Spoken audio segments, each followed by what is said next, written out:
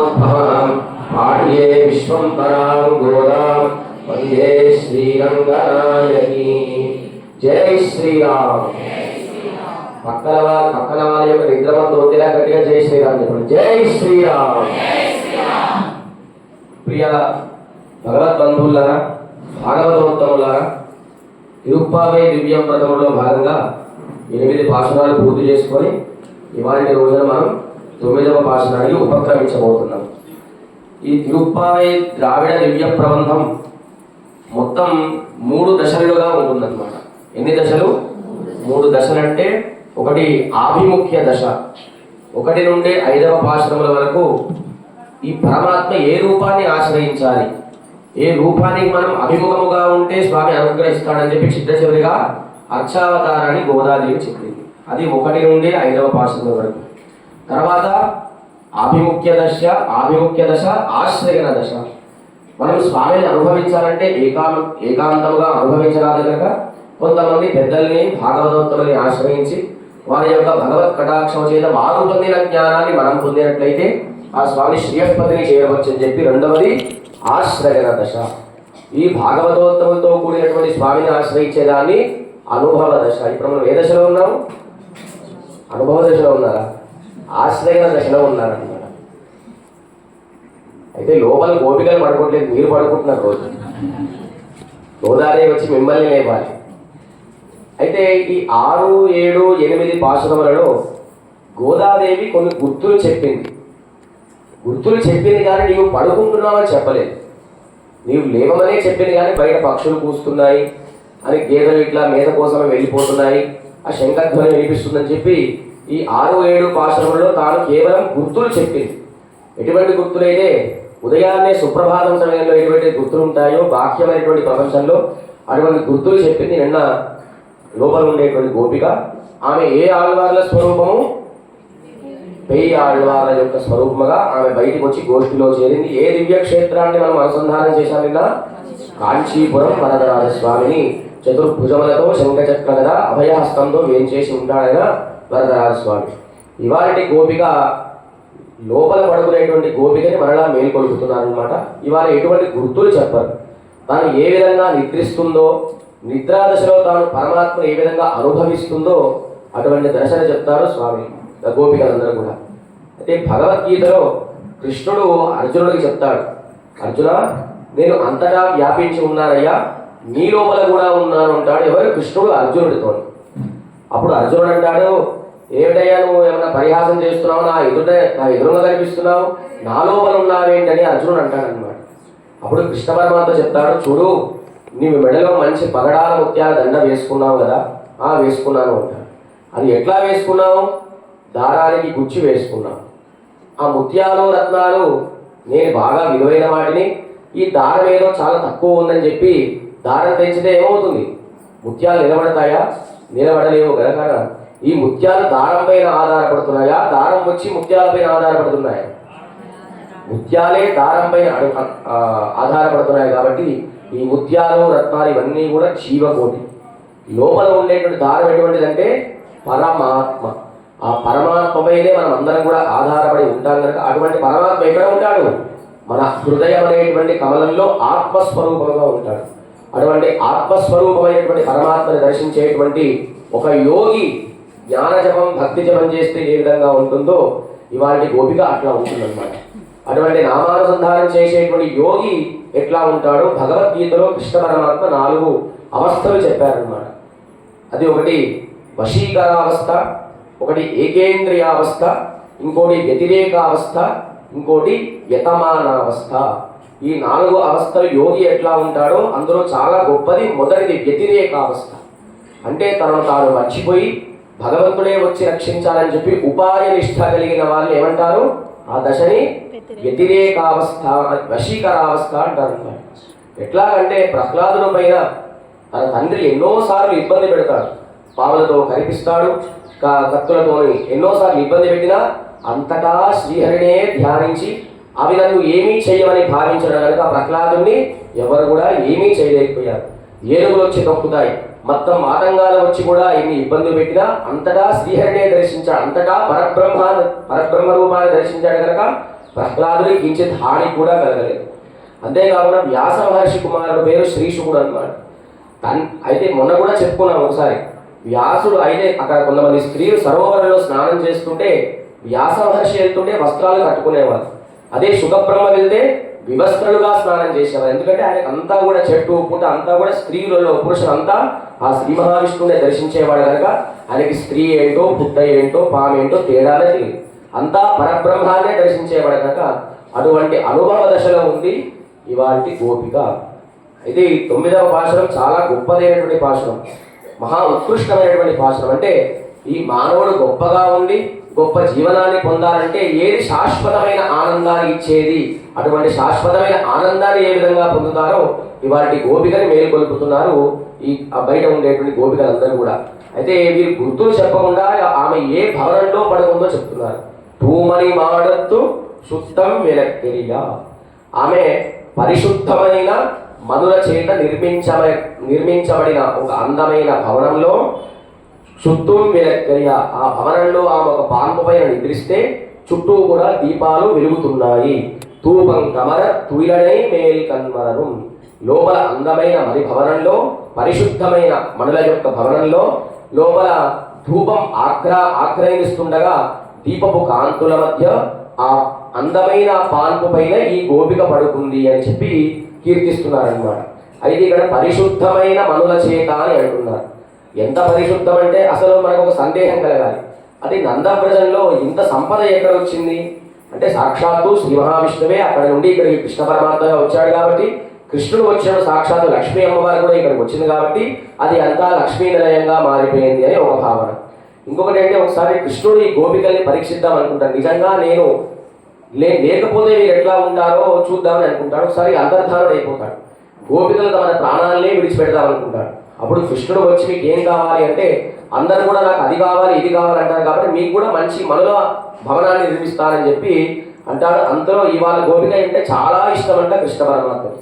ఎట్లా ఇష్టం అంటే కొన్ని కోట్ల మనులు ఉంటే దాంట్లో చాలా గొప్పవి ఏవో ఆ మనులు తాను తీసి ఆ గోపికకు భవనం నిర్మించి దాంట్లో మిగిలిపోయిన మనులతో ఆయా భవనాన్ని నిర్మించుకున్నాడు అనమాట.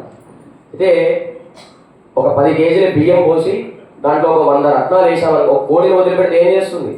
రత్నాలు తీసుకున్నా బియ్యం తీసుకున్నా, ఆ రత్నాలు తీసి అవతల పడేస్తుంది, బియ్యాన్నే తింటుంది.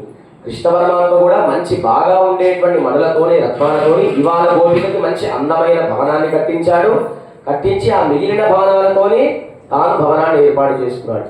మన వీధిలో కూరగాయల బండి వాడు వచ్చాడు అనుకోండి, మొదటి ఇంటి దగ్గర వంకాయలు టమాటాలు బాగా తగదలాడతాయి, చివరి ఇంటికి వెళ్ళేసరికి అన్ని పుచ్చులే ఉంటాయి. కనుక ఆ విధంగా ఏ విధంగా మహాశ్రేష్టమైనటువంటి మనులు ఉంటాయో అటువంటి మనులతోని ఈ గోపికకి భవనాన్ని నిర్మించాడు. ఆ భవనాన్ని అంటే రత్నములు ఎన్ని ఉంటాయి? రత్నాలు ఎన్ని ఉంటాయి? నవరత్నాలతో నిర్మించాడు. అయితే దీంట్లో ఇంకొక అంతరార్థం ఏంటంటే లోపల ఉండేటువంటి గోపికకి నవరత్నాలను నిర్మించాడు. మనకి స్వామికి 9 సంబంధములు ఉంటాయని చెప్పి దీంట్లో అంతరార్థం. నవవిధ సంబంధములు ఏమిటంటే పితా పుత్ర, స్వామి ఏమో తండ్రి, మనం అందరం కూడా ఆయన జీవకోటి పుత్రుడు అన్నమాట. రక్షకుడు, ఆయన రక్షించేవాడు, మనం రక్షింపబడేవాడు. తర్వాత శేషి, ఆయననే ఆశ్రయించాలి, ఆయనకే మనం శేషపూతులం. తర్వాత భర్తృ భార్య, స్వామి భర్త, మనం అందరం కూడా భార్య.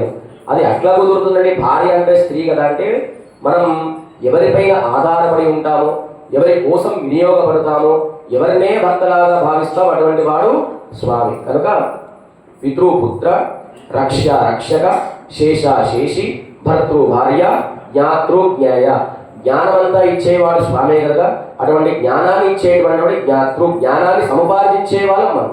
స్వస్వామి, ఆయన స్వామి, మనం అందరం కూడా స్వామి యొక్క సొత్తులం. ఆధార ఆధేయ, మనం అందరం కూడా ఆయనపైనే ఆధారపడి ఉండేవాళ్ళం. భోక్త భోగ్య, సమస్త భోగములన్నీ కూడా ఇచ్చేవాడు ఆయనే.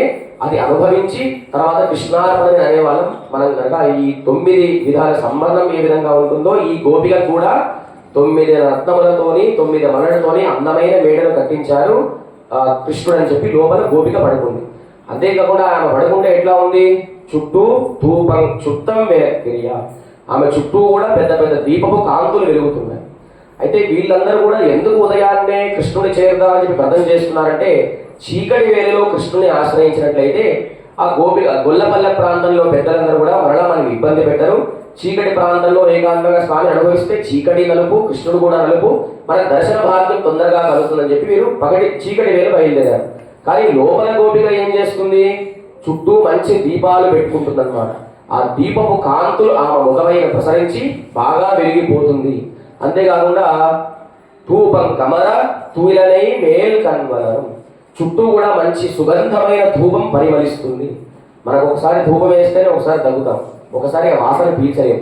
సుగంధమైన పరిమళ, పొగ వచ్చే ధూపం కాదు, మంచి పరిమళమైన సుగంధమైన ధూపంతో అక్కడ ఉంటుందన్నమాట. ఇక్కడ ఈ ధూపము దీపము ఎందుకు చెప్తున్నారంటే దీంట్లో అంతరార్థం ఏమిటంటే, మనం ధూపం ఎప్పుడు ఇస్తాం? ఆ స్వామికి 108 నామాలు సమర్పించిన తర్వాత ధూపమాత్రాపయామి అంటాం. ఆ 108 నామాలు లోకమంతా ప్రకాశించాలని చెప్పి ధూపం ఏ విధంగా వేసిన వెంటనే పొగ వ్యాప్తి చెందుతుందో స్వామి యొక్క నామ యొక్క వైభవం అంతా కూడా ఈ సృష్టి అంతా పాకాలి. తర్వాత దీపం ఎందుకు చూపిస్తారు? ఆ నామం యొక్క వెలుగు ప్రకాశం అందరూ కూడా దర్శించాలని చెప్పి దీపము చూపిస్తారు. తర్వాత స్వామికి ధూప దీపానంతరం శుద్ధ ఆచమనీయం. ఆచమనీయం ఎక్కడిస్తారు? స్వామి ముఖానికి ఇస్తారు. ఆ నామము ఈ ప్రపంచమంతా వ్యాప్తి చెంది ఆ నామము వెలుగుతుంటే ఆ నామ అనుసంధానం మనం నోటి ద్వారా చేయాలని చెప్పి ఈ లోపల అంతరార్థముగా దీపములు వెలుగుతున్నాయి, ధూపం పరిమళిస్తుంది అని చెప్పి అంటున్నారు. అయితే ఈమె చాలా కాంతిగా ఉంటుంది. ఈమెకు దీపాలతో పనే లేదు. దీపం అంటే జ్ఞానానికి ప్రతీక. అంటే ఈమె జ్ఞానానంద స్వరూపముగా ఆయనే వచ్చి రక్షించాలి, ఫలం ఇచ్చేది ఆయనే కనుక నేను ఎటువంటి భయభ్రాంతులు లోబడి ఉండకుండా, ఎటువంటి కుతూహలం లేకుండా కృష్ణుడే వచ్చి నన్ను రక్షించాలని చెప్పి ఉపాయ నిష్ఠ క్రమంలో తాను అనుభవిస్తుంది. ఈ బయట ఉండేటువంటి గోపికలు ఆయన వస్తాడో రాడో తెలియదు, త్వరగా వెళ్ళాలి, ఏదో పని చేయాలి, స్వామిని మనం దర్శించాలని చెప్పి వీళ్ళందరూ బయట ఉండేటువంటి వాళ్ళు ఉపేయ నిష్ఠ కలిగిన వాళ్ళు. లోపల ఉండేటువంటి గోపిక ఉపాయ నిష్ఠ. ఉపాయం అంటే ఆయనే వచ్చి రక్షిస్తాడు, ఉపేయం అంటే మేము స్వామిని దర్శించాలని చెప్పి లోపల అందమైన మనల యొక్క భవనంలో ఈ గోపిక పడుకుంటే చుట్టూ కూడా దీపాలు వెలుగుతున్నాయి, మంచి అగరధూపం వ్యాప్తి చెందుతుంది అని అంటారనమాట. అయితే మనం ఎప్పుడు కూడా మన జీవిత లక్ష్యం ఏమిటంటే ఆత్మలో ఉండేటువంటి పరమాత్మని దర్శించడమే చివరి అంతిమ లక్ష్యం కనుక. అయితే ఒకసారి చతుర్ముఖ బ్రహ్మగారు ఒకసారి వైకుంఠ లోకానికి వెళ్ళారు. ఆ వైకుంఠం బయటనే సనత్ కుమారు అనేటువంటి మహర్షి ఉన్నారనమాట. ఆ సనత్ కుమారుణ్ణి ఈ నారద మహర్షి ప్రార్థిస్తాడు. నారద మహర్షి బ్రహ్మలోకానికి వెళ్ళి బ్రహ్మలోకంలో ఉండేటువంటి ఒక సనత్ కుమారుడు, ఆయన బ్రహ్మ కంటే ముందే పుట్టినవాడు. ఎవరు? సనత్ కుమారుడు. ఆయనని బ్రహ్మ ప్రార్థిస్తాడు, నారద మహర్షి ప్రార్థిస్తాడు. నేను ఋగ్యజు సామ అధర్వ వేదం అన్నీ చదువుకున్నాను, ఎంత చదివినా నాకు బ్రహ్మజ్ఞానం కలగట్లేదు, ఆత్మజ్ఞానం కలగట్లేదు, ఏం చేయాలి అంటే నీవు వాక్కును ఉపాసన చేయని చెప్పి సనత్ కుమారుడు చెప్పాడు. ఏం చెప్పాడు? వాక్కును ఉపాసన చెయ్యి. సరే అది ఎట్లా చేయాలో ఆయన ఉపదేశం చేశాడు. సరే వాక్కుతోని ఉపాసన చేస్తున్నాడు. ఆయన దాంట్లో కూడా తృప్తి చెందలేదు. చివరికి ఇంకొకసారి పైకి వెళ్ళాడు. ఇంకా ఏదైనా ఉందా అంటే ఆ ముందు నామంతో జపం చేయమన్నాడు. నామానుసంధానం చేయండి మొట్టమొదలు చెప్పాడు. సరే నామ జపం చేయడమే గొప్పదని చెప్పి కిందికి వచ్చాడు, నామజపం చేస్తున్నాడు, పైకి వెళ్ళాడు. పైకి వెళ్ళిన తర్వాత ఇంకా ఏదైనా గొప్పది ఉందా అంటే నామం కంటే గొప్పది వాక్కు అంటాడు అన్నమాట. అయితే వాక్కు అంటే మాటలు వచ్చేవాడు మాట్లాడతారు కానీ మాటలు రానివాడు ఎట్లా మాట్లాడతాడు? ఇంకా ఏదైనా ఉందా తరించాలంటే మనస్సు, తర్వాత చిత్తం, సంకల్పం, ధ్యానం ద్వారా నీవు స్వామిని ఆశ్రయించవచ్చు అంటాడు. అది కాస్త అయిపోతుంది. మరలా ఇంకొకసారి పైకి వెళ్తాడు. వెళ్ళిన తర్వాత చివరికి ప్రాణమే గొప్పది, ప్రాణాయామం చేయడమే గొప్పది అంటారు. ప్రాణాయామం ఎప్పుడు చేస్తారు? ప్రాణం ఉంటే ప్రాణాయామం చేస్తాడు, లేకపోతే ఏం చేస్తాడు? చేయలేదు. ఇంకా ఏదైనా ఉందంటారు. చివరికి సత్యం అనేటువంటి ఆత్మ దర్శనమే గొప్పది. సత్యం అని 3గా విభజించారు. సత్, తి, యం.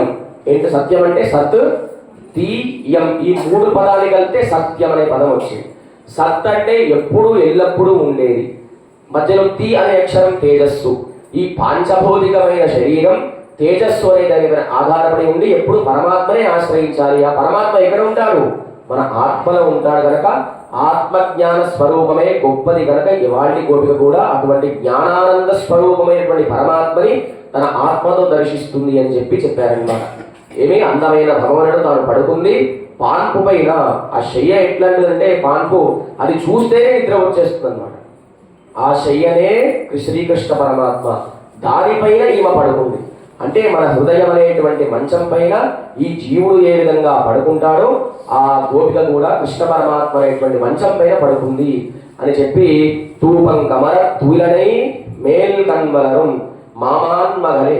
ఇంకా ఎన్ని పిలిచినా రావట్లేదు. ఇక్కడ ఏకాంతంగా స్వామిని దర్శిస్తుంది. చివరికి మామాన్ మగలే, ఓ మేనత్త కూతురా అని సంబోధిస్తున్నారు. ఇవాళ నిన్నటి రోజున ఓ పిచ్చి పిల్ల, ఓ కుతూహలం కలిగిన దానా అని అంటున్నారు. ఇవాళ మేనత్త కూతుర అంటే భగవత్ సంబంధం కలవాలంటే భౌతికమైన సంబంధం కూడా కలగాలని చెప్పి లోపల ఉండేటువంటి గోపిక యొక్క తల్లిని ఓ మేనత్త కూతుర, గోపికను మేనత్త కూతుర అని సంబోధిస్తున్నారు. మామాన్ మగలే మణికదవం తాల్తిరవాయ్ అని అంటున్నారు. అయితే మీ కూతురు ఇంత బాగా నిద్రపోతుందంటే దానికి నీవే కారణం అని గోపికలందరూ కూడా బయట నుంచి లోపల ఉండేటువంటి గోపిక తల్లికి చెప్తున్నారనమాట. నేనెందుకు కారణం అంటే మీ అమ్మాయి పుట్టినప్పుడు కొంతమంది జ్యోతిష శాస్త్ర పండితులు ఏం చెప్పారంటే మీ అమ్మాయికి ఆయుష్య గండం ఉంది, ఆ అమ్మాయికి అపమృత్యు దోషం తొలగాలంటే ఒక దివ్య క్షేత్రానికి తీసుకెళ్ళొద్దు. ఆ పేరేంటంటే తులై విల్లి మంగళం అనేటువంటి స్వామి దగ్గరికి తీసుకెళ్తే మీ అమ్మాయి అట్లానే చూస్తుంది, ఇంకా మీ అమ్మాయి మీకు దక్కదు అని చెప్తారు. కానీ వీళ్ళు ఏం చేస్తారు, కావాలని చెప్పి ఆ దివ్య క్షేత్రానికి తీసుకెళ్తారు. అక్కడ నుంచి ఆ అమ్మాయి నిద్రలేదు, ఇట్లానే స్వామిని ధ్యానిస్తుంది కనుక మీ అమ్మాయి బయటికి రాకపోవడానికి కారణం నీవే అని ఓ మేనత్త కూతురా అంటారు. చివరికి ఆమె కోపం వచ్చి మణికర్ణం తాల్తిరవాయి, మీకు చేతులు ఉన్నాయి కదా, 2 దర్వాజాలు ఎదురుగానే ఉన్నాయి కదా, మీరే తీసుకోండి అంటున్నారు. మేము తీసుకోవడం రాదు. మన మనస్సు కూడా 2 అహంకారం అనేటువంటి దర్వాజాలు ఉంటాయి. ఏంటది? నాది నీది. ఇది నాది నీది నేను తీయడం కాదు, ఆచార్య పురుషుడి ద్వారా తీస్తేనే లోపల అహంకారం తొలుగుతుంది, లోపల గోపిక దర్శనం అవుతుంది అంటారు.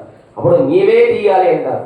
అంతేకాకుండా అరణ్యకాండలో రాముడు లక్ష్మణ స్వామిని, లక్ష్మణ పర్ణశాల నిర్మించంటే స్వామి నేను పరతంత్రుణ్ణయ్యా, స్వతంత్రుణ్ణి కాదు, ఎక్కడ నిర్మించాలో నీవే చెప్పు అని చెప్పి లక్ష్మణ స్వామి ఏ విధంగా అంటాడో ఈ గోపికలు కూడా మేము తెరవము, తెరిస్తే వాళ్ళ అహంకారం కలుగుతుంది కనుక మణికరవం తాల్తిరవాయ్, ఆ 2 ద్వారాలు కూడా నీవే తీస్తే మేము లోపలికి వస్తామంటారు. అయితే నేను పిలవడం ఏమిటి, మీరు నా కోసం వచ్చారా మా అమ్మాయి కోసం వచ్చారా, మీరే పిలవండి నేను లేపనంటుంది తల్లి లోపల నుంచి. తర్వాత మామి రవలై ఎరుప్పీరో ఉన్ మగల్లాన్ ఊమయో అన్ని చెవిడో అనందరు. ఇంతసేపు పిలుస్తున్నామే నీ కూతురు మూగదా చెవిటిదా అని అంటున్నారు అనమాట. అంటే మూగది అంటే ఎందుకంటే వీళ్ళు బయట నుంచి ఏమంటున్నారు, మణికరవం తాల్తిరవాయి, తలుపులు తీ అంటే లోపల కృష్ణుడు ఉన్నాడేమో, ఇక మూతి మూసేస్తున్నాడేమో అని చెప్పి ఉన్మగల్దా ఊమయో అన్ని చెవిడో. ఆమె మా మాటలు వినపడకుండా కృష్ణుడు చెవులు మూసేస్తున్నాడు, మా మాటలు వినకుండా చెవులు మూస్తున్నాడు, ఆమె మాట్లాడకుండా భయపెట్టి మూతి మూసేస్తున్నాడు. అంటే దీనికి అంతరార్థం ఏమిటి, లోపల ఈమె పక్కన కృష్ణుడు ఏకాంతంగా ఉన్నాడని చెప్పి ఇండైరెక్ట్ గా చెప్తున్నారన్నమాట. తర్వాత ఎన్ని చెప్పినా మూగదన్నా చెవిటిదన్నా ఏం చెప్పినా రావట్లేదు. అప్పుడు ఆ తల్లి మీ మేనత్త అంటుంది, మా అమ్మాయికి మీ భాష అర్థం కాదండి, ఆమెకు నచ్చిన భాషలో చెప్పండి అప్పుడే అర్థమవుతుంది. ఏం భాష అంటే మామాయన్ మాధవన్ వైగుంధన్ అని చెప్పి 3 నామాలతో లోపల ఉండేటువంటి గోపికల్ని పిలుస్తారన్నమాట. ఏమని మామాయన్ మాధవన్ వైగుంధన్ అని 5వ భాషలలో మాయనై మన్ను వడమధురై, ఓ మాయా చేష్టలు కలిగినటువంటి వాడా అని చెప్పి ముందుగా కీర్తిస్తారు. ఈ సృష్టిని సృష్టించినప్పుడు ఆయన ఏ విధంగా మాయా చేష్టలు చేశాడు, అక్కడ నుండి ఇక్కడ దిగి వచ్చినప్పుడు కృష్ణుడు ఏ విధంగా నోట్లో మట్టి పోసుకొని తెలిసి బ్రహ్మాండాన్ని చూపించి మాయా చేష్టలు చేశాడు. కృష్ణుడు నడుస్తుండే ఆయన నీడను పట్టుకొని పరిగెత్తేవాడు అనమాట. అంటే ఎవరు నడుస్తున్నారని చెప్పి అటువంటి మాయా చేష్టలకి మాయావి. మాధవన్ అంటే లక్ష్మీదేవి యొక్క భర్త, మా అంటే లక్ష్మీ, మాధవ అంటే తాను లక్ష్మి ఎప్పుడు కూడా హృదయంలో ఉండేటువంటిది కనుక అందుకని శ్రీమన్నారాయణుడు శ్రీరామచంద్రుడు. లక్ష్మీదేవి లేనిదే ఆయన సృష్టి చెయ్యలేదు, లక్ష్మీదేవి లేనిదే ఆయన ఎవరిని కూడా కాపాడలేడు కనుక మామాయన్ మాధవన్ వైకుంఠన్, ఓ వైకుంఠవాస అని చెప్పి కీర్తిస్తుందన్నమాట. మామాయన్ మాధవన్ వైగుంధనెందండు నామం పలవం నవీంద్ర ఏలోరం బాగా. ఈ నామములు చెప్పిన వెంటనే ఈమె ఏ అవస్థలో ఉంది, ఏ స్థితిలో ఉంది, ఈవిడ వశీకరావస్థ అనేటువంటి యోగ నిద్రలో దర్శించిన వెంటనే ఒకసారి ఆ 3 నామాలు చెవులో పడిన వెంటనే ఆమెకు ముందు మాయావి, మాధవ, వైకుంఠవాస అనేటువంటి 3 దర్శనములు ఆ నామరూపములు ముందు దర్శించిన వెంటనే ఒకసారి ఆమె వశీకరావస్థ నిద్ర దశను వదిలిపెట్టి బయట ఉండేటువంటి గోపికల యొక్క గోష్ఠిలో చేరుతుందన్నమాట. ఏమేమి చెప్పారు లోపల? అందమైన మణిరత్న భవనంలో పలికినటువంటి గోపిక పడుకుంటే ఎట్లా పడుకుంది? అందమైన శయ్య పైన పడుకుంది. ఆ శయ్య పైన ఎట్లా పడుకుంది? చుట్టూ మంచి దీపపు కాంతుల మధ్యలో అగరధూపం ఆగ్రాయిస్తున్న సమయంలో ఆమె పడుకుంటే ఏమని సంబోధించారు? ఓ మేనత్త కూతురా అని సంబోధించారు. తర్వాత మామాయన్ మాధవన్ వైగుందన్ అని చెప్పి మాయావి మాధవ వైకుంఠవాస అని చెప్పిన వెంటనే లోపల గోపిక బయటికి వచ్చి రేపు గోపిక దగ్గర చేరిపోతారనమాట. ఇవాళ పాసరుడు ఇవాళ గోపిక ఏ ఆళ్వార్ల స్వరూపం? మీరు ఎట్లాంటి వారంటే ఎగ్జామ్కి వెళ్ళి చిట్టీలు పెట్టి కాపీ పెట్టడం ఎదురుగానే ఆయన సమాధానం 4వ వారు తిరుమలిశయ్య ఆళ్వార్ లేవారు వాళ్ళు గట్టిగా చెప్పాలి. తిరుమలిశై ఆళ్వార్. ఇంతకు ముందు చెప్పిన ఆళ్వార్లు పొయ్యై ఆళ్వార్, భూదత్తాళ్వార్, పేయాళ్వార్. ఈ నామాలన్నీ గుర్తులంటే మీ పిల్లలకు కూడా ఈ పేర్లే పెట్టండి. పొయ్యై ఆళ్వార్లు ఏ అంశ? చెప్పిన వారికి పట్టు చీటి ఇస్తారండి. పొయ్యై ఆళ్వార్ ఏ అంశ? తను శంఖం యొక్క అంశంగా అవతరించాడు. తర్వాత భూదత్తాళ్వార్లు స్వామి యొక్క గద అంశగా అవతరించాడు. ఆ చీర ఆన్లైన్లో బుక్ చేస్తే వస్తుంది ఇంటికి. తర్వాత పేయాళ్వారు కౌమోదకి గద యొక్క అంశగా అవతరించాడు. ఇవాళ తిరుమలశయ్య ఆళ్వార్లు సాక్షాత్తు స్వామి యొక్క కుడి భుజములో ఉండే సుదర్శన స్వామి యొక్క అంశముగా తాను అవతరించాడు అన్నమాట. అంతేకాకుండా ఎట్లా అవతరించాడంటే పూర్వం మహర్షులందరూ కూడా బ్రహ్మని ప్రార్థిస్తారయ్యా, ఈ భూమండలంలో మేము చక్కగా యజ్ఞం గారి తపస్సు చేసుకోవాలంటే ఒక సారమైనటువంటి ప్రదేశాన్ని మాకు అనుగ్రహించని చెప్పి ఎవరిని ప్రార్థిస్తారు? చతుర్ముఖ బ్రహ్మగారిని ప్రార్థిస్తారు. అప్పుడు చతుర్ముఖ బ్రహ్మగారు విశ్వకర్మని పిలుస్తాడనమాట. ఒక తక్కడి పట్టుకో, వీరు ఎక్కడైతే జపం చేద్దాం అనుకుంటున్నారు కదా ఆ ప్రాంతాన్ని ఒక తక్కట్లో వేయి, ఈ భూమండలాన్ని అంతా కూడా ఇంకొక దాంట్లో వేయి అంటారు. వీరు ఏదైతే కోరుతారో ఆ ప్రాంతము తక్కడి పైకి లేస్తుంది అనమాట. కనుక మీరు అక్కడ జపం చేసుకోండి అని చెప్తారు. దాని పేరు సారమైన భూమి, సారభూమి అని పిలుస్తారు. అదే తమిళ ప్రాంతంలో తిరుమలిశై అనేటువంటి నామంతో అక్కడ వీరు యజ్ఞ తపస్సు చేసుకునేవారు అనమాట. అయితే మీరు వెంకటాచల మహాత్మ్యంలో ఒక కథ ఉంది. అయితే వీరందరూ కూడా యజ్ఞం చేయాలంటే ఈ ఆవు నెయ్యి కానీ పాయసం కానీ మనం ఇచ్చే హవిస్సు ఎవరికి చేరాలి? బ్రహ్మకి చేరాలా, రుద్రుడికి చేరాలా, శ్రీ మహావిష్ణువుకి చేరాలని చెప్పి వాళ్ళందరూ కూడా అనుకుంటారనమాట. అయితే ఈ ముగ్గురులో ఎవరు శాంతంగా ఉంటారో వారికి హవిర్భాగాన్ని ఇద్దామని చెప్పి ఈ ఋషులందరూ కూడా అనుకుంటారు. ముగ్గురులో ఎవరు శాంతమైన వాళ్ళు? ఎవరు? శ్రీ మహావిష్ణువు. ఎట్లా అంటే అయితే అందులో గొప్పవాడు భృగు మహర్షి, భార్గవ మహర్షి అంటారనమాట. ఆయన చాలా కోపిష్టి. ఆయన కోపాన్ని కూడా శాంతంగా ఉండేటువంటి ఏ మూర్తి ఉంటాడో ఈయన పంపిస్తారు పైకి. ఈ భార్గవ మహర్షి ముందుగా బ్రహ్మలోకానికి వెళ్ళి ఎంతసేపు పిలిచినా బ్రహ్మ ఎప్పుడు ఏం చేస్తాడు? జపం చేసుకుంటూ ఉంటాడు. ఆయన పలకలేదు, ఆయనకి శపిస్తే వస్తాడనమాట. చివరిలో రుద్రలోకానికి వెళ్తాడు. శివలోకంలో శివుడు ఏం చేస్తాడు? నాట్యం చేస్తాడు. ఈయనను పట్టించుకోలేదు. వెంటనే శ్రీ మహావిష్ణువు లోకానికి వెళ్తాడన్నమాట. వెళ్తే ఆయన ఏకాంతంగా లక్ష్మితోని పడుకుంటాడు. ఇక్కడ చాలా కోపం వచ్చింది. బ్రహ్మ లేవలేదు, శివుడు లేవలేదని చెప్పి తన కుడి పాదంతోని శ్రీ మహావిష్ణువు వక్షస్థలపై గట్టిగా తంతాడు. ఎవరు? భార్గవ మహర్షి. తల్లిని వెంటనే ఒకసారి అలజడి వచ్చేసరికి లేస్తాడు విష్ణువు. అయ్యో, నీ పాదంతో నన్ను తన్నావు కదా, నీ పాదాలకి నేను గట్టిగా ఇట్లా నొక్కుతానని చెప్పి శ్రీ మహావిష్ణువే ఆ భృగు మహర్షి పాదాన్ని నొక్కుతాడనమాట.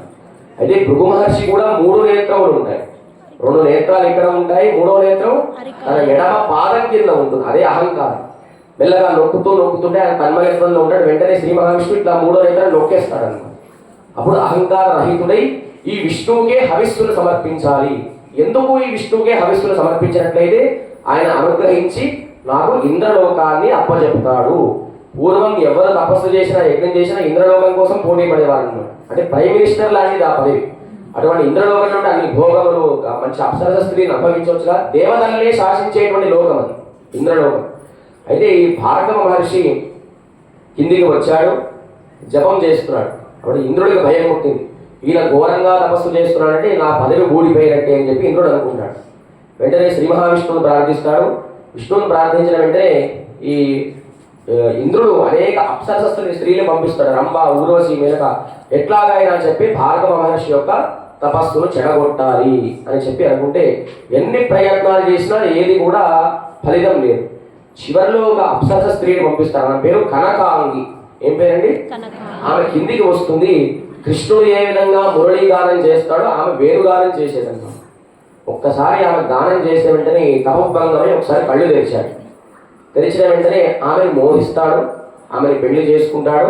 కొంతకాలానికి ఆమె గర్భవతి అవుతుందన్నమాట.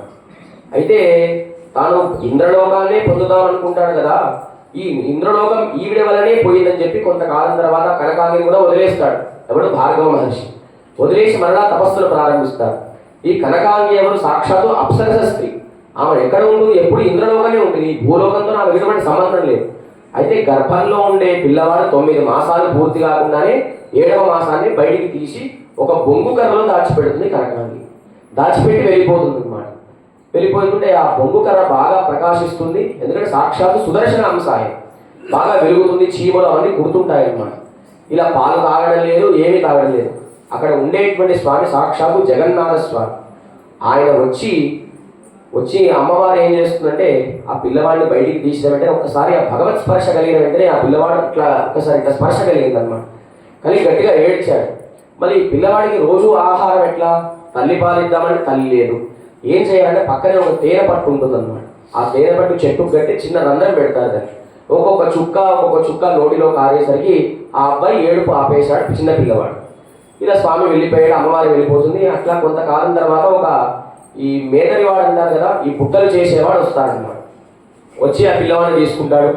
తీసుకున్న తర్వాత వాళ్ళకి సంతానం ఉండదు ఆ భార్యాభర్తని. ఆ పిల్లవాడిని పెంచుకుంటారు.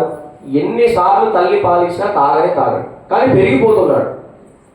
ఇలా ఊర్లో వాళ్ళందరూ కూడా గుంపులుగా ఇంటికి వస్తున్నారు అనమాట. పాలు తాగడం లేదు, తిండి లేదు, ఏం లేదు, ఎట్లా పెరుగుతున్నాడు ఇంత ఆశ్చర్యంగా అని చెప్పి ఆయన తిరుమూర్షయాలు వారు పెరుగుతుంటే అలా చూద్దామని చెప్పి 2 వృద్ధ దంపతులు వచ్చారు అక్కడ. వచ్చిన వెంటనే వారు ఏం చేశారు? స్వామి ఆ భార్యాభర్తలు చెప్పారనమాట, మా అబ్బాయి తినడం లేదు, తాగడం లేదు, మీరు చూస్తే పెద్దవాళ్ళగా ఉన్నారు, మీరు ఏదైనా చేయండి అని చెప్పి వాళ్ళందరూ ఏం చేశారంటే స్వామికి నైవేద్యం పెట్టిన ఆవు పాలు ఇచ్చిన వెంటనే ఆవు పాలు తాగాడు. ఇన్ని రోజులు తల్లి స్తన్యపానం చేస్తే తాగలేదు. ఇప్పుడు ఎందుకు తాగాడు? పాలని భగవత్ నివేదన పెట్టారు కదా, తెలిసింది ఆయన. వెంటనే పాలను తాగాడు. ఆయన పెద్దగా అయ్యాడు. ఈ పిల్లవాడు పెరిగి పెద్ద అయిన తర్వాత ఆ పిల్లవాడి వృద్ధ దంపతులు అడుగుతాడు అనమాట, మీకు ఏం కావాలి కోరుకో అంటారు. మాకేం లేదంటే మాకు సంతానం లేదు, ఇప్పుడు 20 సంవత్సరాలు వచ్చాయి, ఇప్పుడు మేము సంతానం కన్నా కూడా చుట్టూ అనేక విధాలుగా అనుకుంటారు కాబట్టి మాకు మళ్ళా యవనం రావాలి. సరే ఈయన యవనం ఇస్తాడని అన్నాడు తిరుమూర్షయాల వారు. యవనంగా ఉన్నారు, వాళ్ళకు సంతానం కలిగింది. ఆ పిల్లాడి పేరు కనికన్నన్ అని పేరు పెట్టారన్నమాట. అంటే చిన్న పిల్లవాడు అని చెప్పి తమిళ భాషలో అర్థం. ఈ ఆల్వార్ల పేరేమిటి? తిరుమణిషయ ఆల్వార్. ఈ వృద్ధ దంపతులకు పుట్టిన పిల్లవాడు ఎవరు? కనికన్నన్. వీళ్ళు పెరిగి పెద్ద అయిన తర్వాత వీరికి కూడా వైరాగ్యం వచ్చింది. వారు అలా ప్రయాణం చేసుకుంటూ ఒక దివ్య దేశానికి వెళ్ళారు. అక్కడ ఆ దివ్య క్షేత్రం పేరు యథోక్తకారి. ఏం క్షేత్రం అండి? యథోక్తకారి అన్నమాట. అయితే వీరు ఎక్కడికైతే వెళ్ళారో అక్కడ ఒక ఆవిడ పనావిడ ఉందన్నమాట. ఆమె బయట ఊడుస్తుంది. ఆమె అంటుంది, స్వామి మీరు ఎవరో వృద్ధ దంపతులకి సంతానం లేకపోతే సంతానం కలిగించారు కదా, మాకు కూడా సంతానం లేదంటే సరే తిరుమణశయాల వారు ఈమె భగవత్ కైంకర్యం చేస్తుంది కదా అని చెప్పి సరే ఆమెను అనుగ్రహించాడు. ఆమె యవ్వనంలోకి చేరుకుంటుంది. అలాగే ఒక మహారాజు గారు ప్రయాణిస్తుంటారనమాట ఆ ఆలయ ప్రాంతంలో. ఈ అందమైన వృద్ధ రూపంలో ఉండే ఆవిడ యవ్వనంలోకి మారిపోతుంది. ఈ రాజుగారు ఆమె పెళ్లి చేసుకుంటారు. పెళ్లి చేసుకున్న తర్వాత ఈమెమో యవ్వనంగా ఉంటుంది, ఆయనేమో ముసలివాడలాగా అయిపోతాడు. ఏంటి నేను పెళ్లి చేసుకున్న మా భార్య మంచి యవ్వనంలాగా ఉంది, ఈ మహారాజు ఏమో ముసలివాడలాగా అయిపోతుంది, ఏంటి కారణం అంటే ఇట్లా ఫలానా తిరుమణశయాల వారు అనే మహానుభావుడు నన్ను అనుగ్రహించాడు. సరే ఆయన తీసుకొని రమ్మని పంపిస్తాడు మహారాజు గారు. అవుతుంది, ఆయన చాలా మహానుభావుడయ్యా, ఆయన పక్కనే శిష్యుడు ఉన్నాడు, ఆయన పేరు కనికన్నన్, ఆయనని తీసుకొని రమ్మంటారు అనమాట. నీవేదో చేయి, నన్ను వృద్ధాప్యాన్ని కలిగించి మంచి యవనాన్ని కలిగించంటాడు మహారాజు గారు.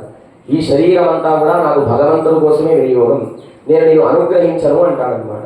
వెంటనే రాజు కోపం వచ్చి, నువ్వు నా దేశంలో ఉంటున్నావు, నీవు నీ గురువు తిరుమణశయాల వారు ఇద్దరు కూడా రాత్రికి రాత్రే మీ మకాన్ని మార్చేయాలని చెప్పి ఇక్కడ ఉండొద్దని చెప్పి బహిష్కరిస్తాడు. వెంటనే తిరుమణశయాల వారు ఏ క్షేత్రంలో ఉన్నారు ఇప్పుడు? యథోక్తకారి. అయితే వాళ్ళిద్దరు రాత్రి చాప చుట్టుకొని వెళ్ళిపోతుంటే రోగ రంగనాథ స్వామి కూడా తన చాపను చుట్టుకొని వీళ్ళు వెనకాలే వచ్చేస్తుంటారనమాట. వెనకాల వచ్చి కొంత దూరం ప్రయాణం చేసిన తర్వాత ఆలయం శిథిలం అయిపోతుంది. ఇట్లా ఏంటి అంటే సాక్షాత్తు రంగనాథుడే ఆ యథోక్తకారిగా ఉన్నటువంటి స్వామి వీళ్ళు వెనకాల వెళ్ళిపోతున్నారని చెప్పి, అంటే అంత గొప్ప శక్తి కలిగిన సుదర్శనాంశ ఆళ్వారు ఈయన. అయితే నిజంగా రంగనాథుడు లేచి వచ్చాడా?